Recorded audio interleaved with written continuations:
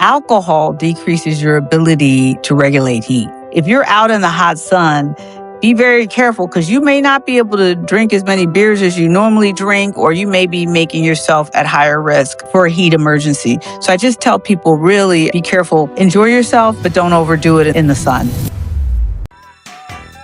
She blinded me with science. She blinded me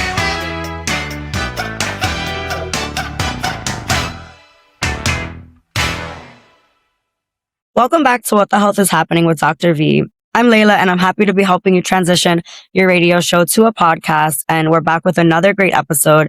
And today we're talking about heat right in time for the summer. But before we jump into things, how are you, Dr. V? It's been a while. How's everything going? Everything is going great. I'm keeping cool over here. Amazing, as you definitely should. It's pretty hot here in New York City, and just in time for summer, like I said. So happy to dive into things because I think heat is something that people don't really consider to be something that could be dangerous, but in fact it is. Every year, heat kills more people in this country than any other weather event, which to me was pretty fascinating to learn. It kills more people than hurricanes, more than floods, more than tornadoes. And most of those deaths actually happen quietly. No warning siren, no dramatic collapse on camera, just a body that got too hot for too long and nobody around really knew what to look for. So today on What the Health is Happening, we're talking about heat in depth and how it actually breaks down the body and why some people are at far greater risk than others, and how to tell the difference between I need some water and shade and this is actually a medical emergency, call 911 right now. And because that difference matters, it can be the difference between someone walking it off and someone not walking away at all. And if you work outside, exercise outside, have kids or older parents, or just live somewhere that gets really hot, this episode is for you. So let's get into it. And all right, let's go. With my first question for you, Dr. Let's do it. And let's just kind of start with the basics. So, Dr. V, what is actually happening inside the body when someone overheats? So when somebody overheats, what's happening is the body temperature rises, and then you get a breakdown of all sorts of protein. You get what I would call almost like whole body cellular injury. And you also get inflammation all over the place. The brain is probably affected the most, and probably you see that first because the brain uses a lot of energy.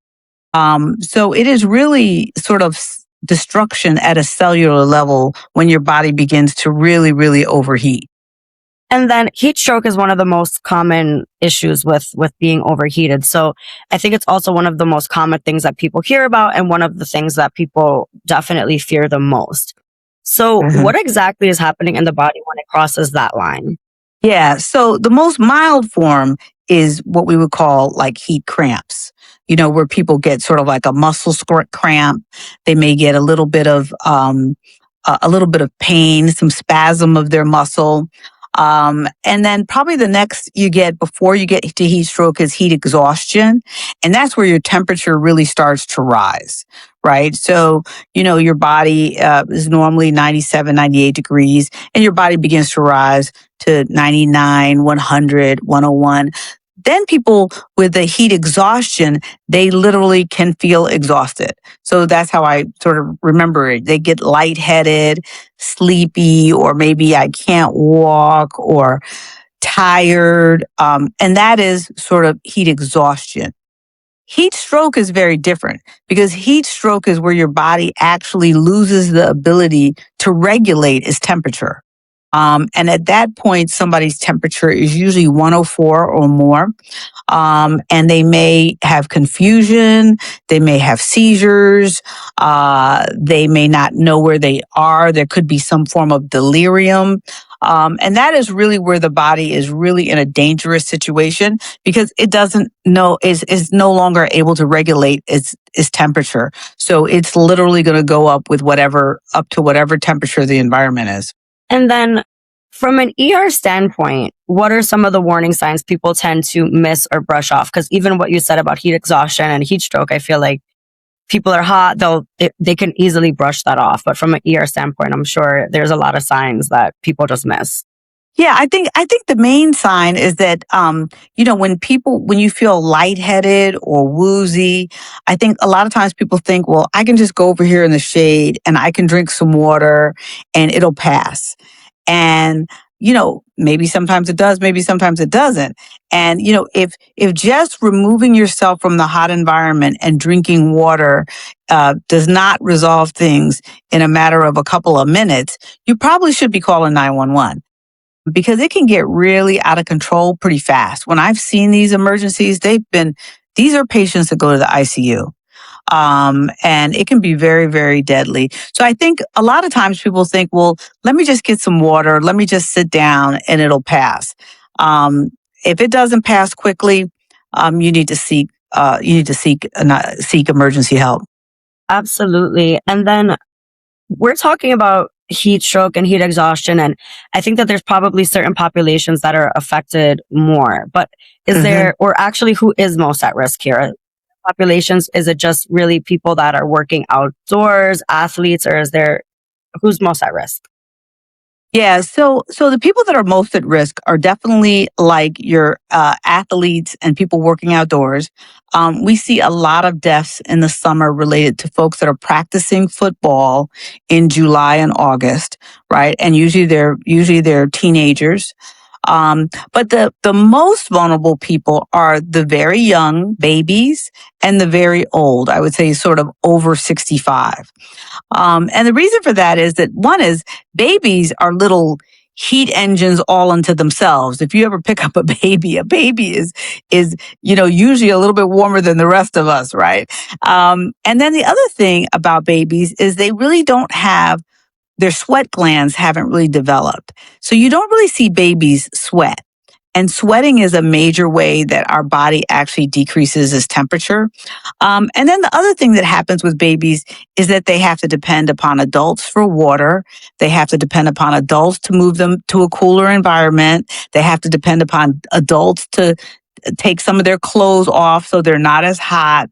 So small infants and babies are very much at risk. Older people are also at risk because they sort of have, with age, their body doesn't respond as quickly as it should. And so some of the thermal regulation mechanisms don't work as well. Older people don't sweat as well. Their vessels don't dilate as quickly as when they were younger. So there's all of these reasons that kind of make the young and the old sort of the most vulnerable. Absolutely.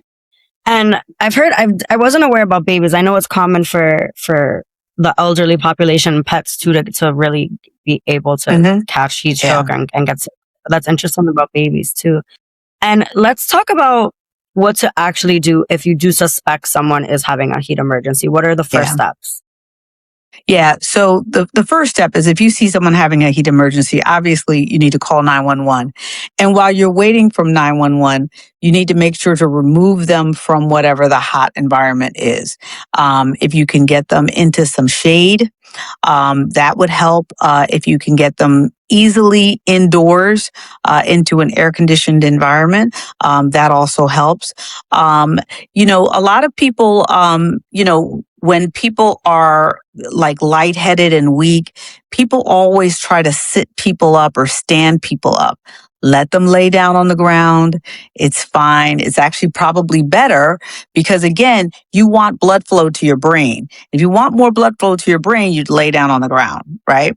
And so it is most important to protect your brain. So don't try to sit people up or stand people up or make them walk any sort of far distance. If you can, quickly get them into a shaded environment. Also, any sort of fanning helps. I tell people it's important not to try to give someone water that has an altered mental status or is confused. If the person actually is, awake enough that they know what's going on, then you could go ahead and give them water. But you can put water on their skin and fan them. These are the sorts of things that kind of will help until emergency personnel get there.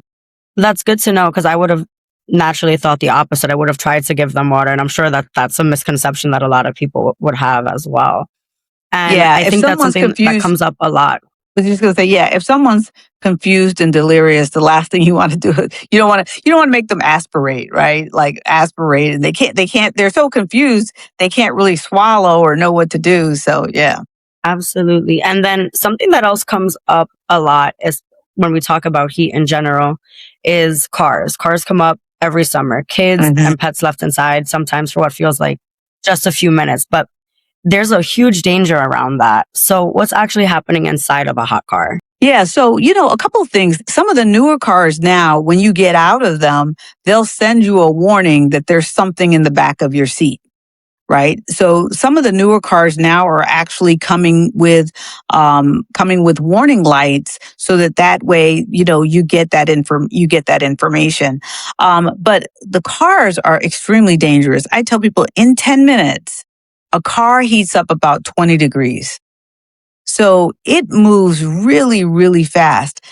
There's no amount of quick in and out you can really do anywhere and leave any sort of animal or child or anything like that in the car. The car heats up it's almost like an oven. It just heats up too fast to really leave any real living thing in your car when you're going to do an errand or anything. So it takes a little bit more work to take the kids or take the pets with you, but you really do have to do it. Absolutely. Yeah, I know that that's a big thing. I'm a pet owner. I don't have kids, but as a pet Yeah. owner, you want to leave your dog outside for a second or your dog in the car. And it's like one of the first Yeah. things that I think people tend to get like really worried about, especially like I've been in parking Yeah. lots and seen like dogs in cars and like scratching at the window, and people freak out because it is so scary to leave them unattended.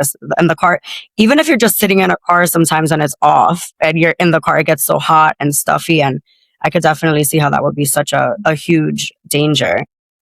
Yeah, And another thing that comes up, I actually tell people if you see a dog or a child in a car, call 911. You know what I mean? Because they may be doing well when you're there, but they might not have that much time. And you might be the person that really saves them. Mhm, absolutely. And then another thing that comes up when we talk about heat, obviously, is hydration. But there's a lot of messaging around hydration. But is just drink more water actually enough, or is there a lot more that we need to do? Like maybe let's say electrolytes. What else is important? Yeah, so I think that, I think drinking regular water is usually enough. I think that when you get into the water that has additives, you have to really be careful because some of the waters has sugar, and some of these waters that say they have electrolytes also have food coloring. So I tell people, I would be really careful about water that I drink that has additives. You want to make sure you know what you're actually drinking because some of these have food colorings and sugar, and you just be better off drinking plain old water if that's the case. Absolutely. And then, especially for those that are exercising and being outdoors and working in heat, hydration is obviously important. But what does smart pacing actually look like? And what exactly is smart pacing? So, smart pacing when it comes to like exercise and exertion is when you really kind of like take many breaks while you're actually doing your exercise. So, for instance, if you decide you're going to walk 3 miles, maybe you might normally just walk 3 miles. And with smart pacing, you'd walk 1 mile, take a 15-20 minute break, walk another mile, take a 15-20 minute break, walk another mile, and take a 15-20 minute break. So you kind of break it up. Same thing if you're playing pickleball or tennis or basketball or whatever you may be doing that's outside, is you just break up what you're doing more so your body gets more rest and you're less likely to actually suffer any sort of heat emergency. Okay, got it. And then another thing that I'm curious about too is how does the body normally regulate its temperature in any of these situations involving heat? Yeah, so when the body is functioning normally, the main center of your body that actually regulates heat in your body is your hypothalamus, and your hypothalamus is really deep in the center of your brain. And basically, what your hypothalamus does is it actually signals to your sweat glands to start sweating. And then when the sweat is on the skin, the evaporation of your sweat actually helps to dissipate heat. The other thing that it does is it dilates your blood vessels that are really close to your skin. And that also evaporates heat. And then lastly, you'll find that as you get hot, whether or not you're exercising or not exercising, you start to breathe faster. And that is another way where you actually begin to dissipate heat from the body. So the hypothalamus is sort of controlling all of these things. So it really kind of keeps your body right at 98.7, whether or not you're in any sort of environment. And then another thing that I'm curious about too is for those that are outside a lot in the heat, is there such a thing as building up a heat tolerance? And if so, how long does that actually take, if that is in fact a thing? So some people say they are heat tolerant, right?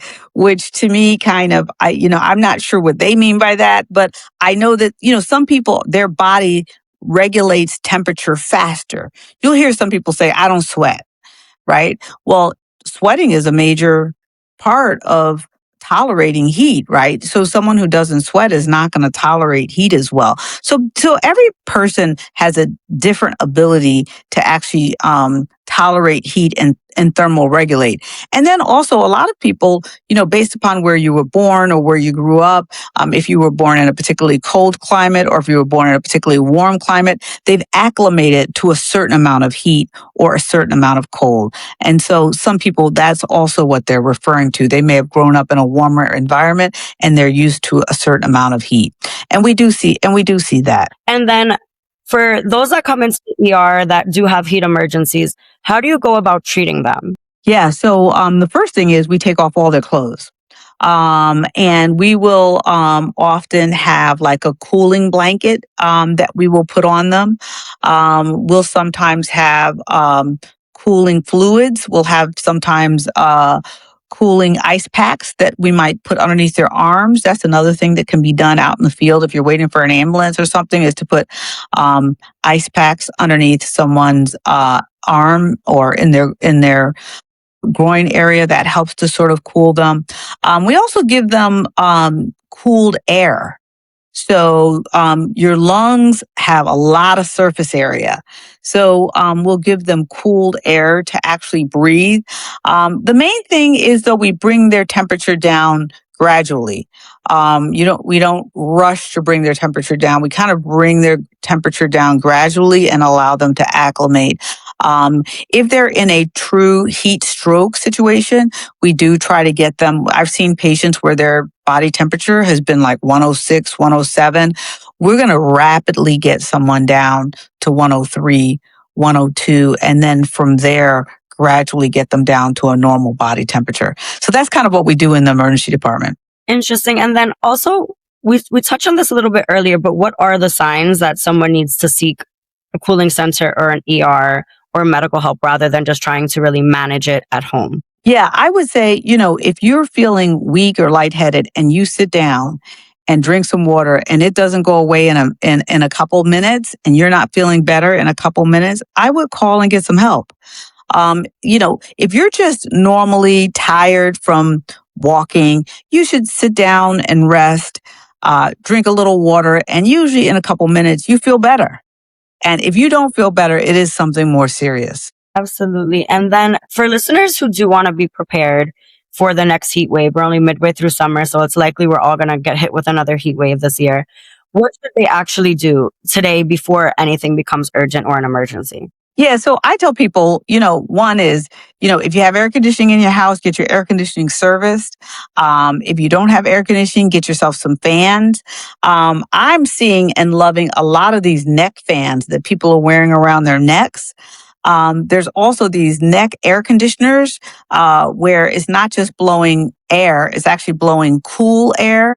And I tell people, keep refrigerated water, make sure you have some cool water and take it with you when you go somewhere. I think these are the things to really, be prepared, and also look for situations that may cause problems. And I'm going to tell you what I see. I see people at amusement parks that cause problems, concerts where they're at an all-day concert, so they're out in the heat all day. Again, exercising with equipment on, particularly football equipment. These are sort of the situations that are what I call sort of high risk situations. So really make sure before you go to an amusement park or an all day jazz festival that you've really got a plan. Mm-hmm. Absolutely. And then I think planning is an important thing. I recently bought a little one of those like little handheld fans that everyone's walking Yeah. around with for a Yes. concert. And I with me everywhere now. I love it. It's the best invention ever. And I have like seen the ones I remember. Wow, I just got a flashback of like my childhood, but it was those little fans that would like spray out the water. I haven't Yes. seen those in Yes. forever, but I remember Yes. loving those. Yes. I think They're I guess I have some, really like good. upgraded versions of those. Right. Exactly. They are, especially if you're going to be out, like you said, in an all day event, like a concert or something like that. Those are super, super important. And I'm saying this from my own perspective, but what should a basic heat safety plan look like for a family? Is there anything different that they should be prepared for? I would just say for a family, you're especially if you're dealing with infants or small children, just realize that, little kids don't really sweat like we do, and they can get overheated very fast. So I would say, the main thing is to really watch the little ones and watch the grandparents and the aunts and uncles, the older folks, because they may not show the same signs that we do. Absolutely. And it's crucial to know that because I think that it seems like common knowledge if you are around kids a lot, for example, but if you're not around kids a lot, then Yeah. you're, watching kids for the day or something like that. With my if I was to take out my nephews, I don't know if I would have potentially realized that, yeah, kids their bodies are different. They show heat in different Yeah. ways and sweat in different ways. And like you said, they sweat less. So it's good. That's definitely a good reminder for people to really hear Yeah. and know about. And before I wrap up this episode with you, Dr. V, and ask for your final word, is there anything else that you want to add or touch on either from the medical side or just from your perspective that is crucial for people to know when it comes to heat? Well, I would say the other thing that's crucial when it comes to, I was talking about the amusement parks and the outdoor music festivals. Um, Alcohol decreases your ability to regulate heat. Right. So if you're out in the hot sun, be very careful because you may not be able to drink as many beers as you normally drink, or you may be making yourself at higher risk for for a heat emergency. So I just tell people really be careful, enjoy yourself, but don't overdo it in the sun. Absolutely. And also when you're drinking and you feel hotter as it is naturally. So you'll get you'll Yeah. feel it a lot differently. I know if I'm Right. out in a concert and I have a few drinks, I'm like, all right, you just feel different. You feel a little lightheaded Mhm. faster and you feel Yeah. hotter or hotter than you typically would. So that's definitely a good point. And actually that leads me to another question before we do the Mhm. final word. We talk about dehydration, I think a lot just in life, but is there such a thing as being overhydrated? Because I have heard that. No, not Can you really. overhydrate? Is that a real risk in heat situations? Okay. Yeah. Okay. So I was like, assuming that you actually have, yeah. So assuming that you actually have, you don't have any sort of cardiac disease, right, or kidney disease. You've got a normal functioning body. Then what's going to happen is, if you drink too much water, your body's just going to urinate it out, right? And so now people who have heart disease and have congestive heart failure or have kidney disease and they have a function where, where they're not able to urinate, those folks can actually get too much fluid on board. And they usually monitor how well they're doing with their weight. Right. Because if they get too much fluid on board, they can't get it out. But a normal functioning person with normal functioning heart and normal functioning kidneys, if you drink too much, your body will take care of that. You'll just go to the restroom a little bit more. good to know. And final word before we wrap up. What do you really want every listener to take away from this episode? What I want everyone to really take away from is that, these temperatures outside are getting warmer and warmer and warmer. And you really, really do have to have a plan. And you really have to kind of be cognizant and aware of those around you. I think that's really the main thing. This can sneak up on you so fast. It is just amazing how fast it can actually sneak up on you. So I just tell people, whether or not it's buying a neck band or drinking a little less alcohol or making sure you have some cold water available, going someplace and knowing immediately where is the shade, right? You just have to actually know where everything is and be a little bit more and be prepared. Absolutely. Those are definitely good tips. And thinking about where the shade is a good idea too. Cause I know when you're out and you get so hot and you're just like, I want some shade. I need to get out of the sun and you have nowhere to go. Thinking about that ahead of time, I think is a really good tip also. Absolutely. And heat safety isn't complicated, but it does require paying attention to your own body and to the people around you who might not be able to advocate for themselves in certain moments. And also, like you mentioned, knowing your surroundings and know the signs, know who's at risk, and know when someone's confused, not sweating, and overheated. And that is not a walk it off situation. That's a call 911 situation. Now we really know the signs of what to look for those who can't advocate for themselves and for how we're feeling as well. And really knowing the difference between being hot and potentially having an emergency. So if this episode gave you something to watch for this summer, make sure you share it with someone who works outside, coaches a team, or checks in on an older parent, has pets or has kids also is definitely people to share it with. And it might be the thing that really helps them catch an emergency in time. So make sure you're following the show so you don't miss what's next. Dr. V, it's a pleasure seeing you as always. Thank Again, you. I'm Layla and I'm so happy to be here to be helping you transition your amazing radio show to podcast in video format and on all the streaming services. And until then, stay curious, stay clear, and take care of yourselves. And we'll see you on the next episode.